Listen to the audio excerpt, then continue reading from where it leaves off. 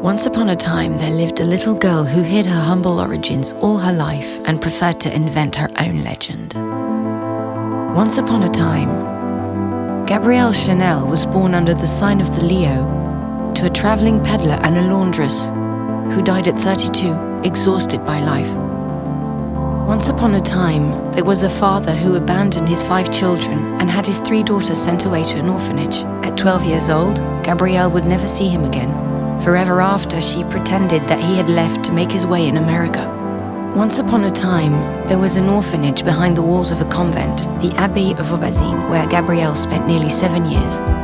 The Romanesque purity of this ascetic world would inspire her sense of austerity and her taste for black and white, while the opulence of religious garments and ceremonial objects would spark her fascination with Baroque style, gold and colored gems in years to come. Once upon a time, there was a beautiful young girl who spent her days sewing and her nights singing in a cabaret before troops of cavalrymen.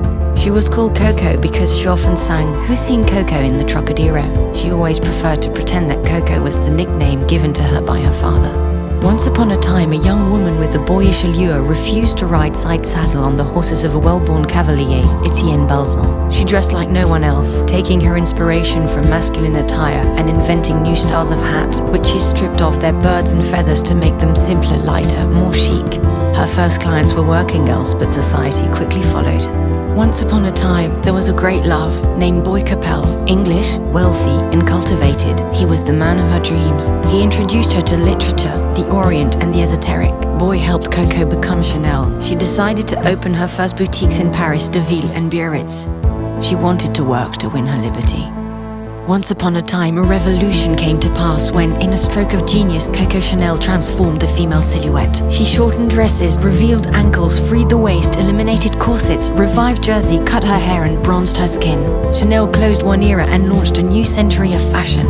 Once upon a time, at 31 Rue Cambon, Mademoiselle Chanel opened her first couture house in Paris in 1918. The little country girl, the orphan of Aubazine, had become the queen of Paris. Before liberating women, she had liberated herself.